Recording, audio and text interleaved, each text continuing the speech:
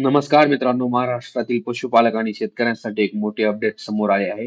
राज्य सरकारने पशुसंवर्धन विभागाच्या विविध योजनांचा प्रचार आणि प्रसारासाठी तब्बल 87,29,100 इतका निधी मंजूर केला आहे. त्यामुळे आता पशुपालकांपर्यंत शासनाच्या योजना आणि अधिक वेगाने पोहोचणार आहे.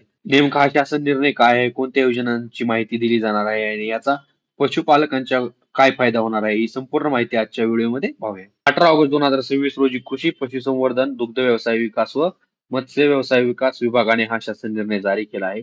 राज्यात राबविण्यात येणाऱ्या मुख्यमंत्री ग्रामीण पशुधन उद्योजकता योजना तसेच इतर पशुसंवर्धन योजनेची माहिती शेतकरी आणि पशुपालकांपर्यंत पोहोचण्यासाठी हा माध्यम आराखडा मंजूर करण्यात आला आहे. तर सुरुवातीला जवळपास 99.29 लाखांचा प्रस्ताव पाठविण्यात आला होता. मात्र शासनाने तपासणीनंतर 87.29 लाखांचा माध्यम आराखड्याला मंजुरी दिली आहे. या निधीतून राज्यभर मोठ्या प्रमाणावर जनजागृती मोहीम राबवली जाणार आहे.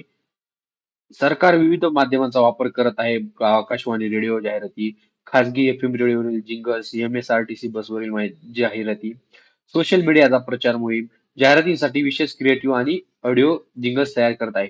सर्वाधिक खर्च कुठे होणार? तर या आराखड्यातील सर्वात मोठा खर्च एम-एस-आर-टी-सी बसवरील जाहिरातींसाठी करण्यात येणार आहे.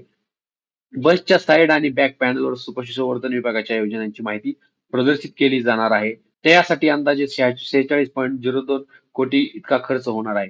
तर सोशल मीडिया प्रचारासाठी सुमारे 23.60 लाख इतका खर्च करण्यात येणार आहे.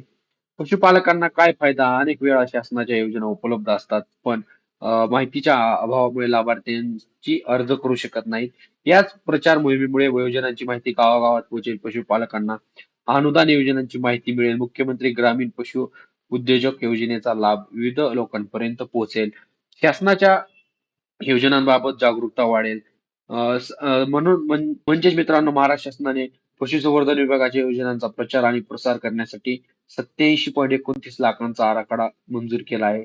यामुळे राज्यातील पशुपालक आणि शेतकऱ्यांना या योजनेची माहिती अधिक प्रभावीपणे मिळणार आहे. ही माहिती उपयुक्त वाटली असेल तर व्हिडिओला लाईक करा, शेअर करा आणि आपल्या टेक संवाद चॅनलला सबस्क्राईब करायला विसरू नका. धन्यवाद.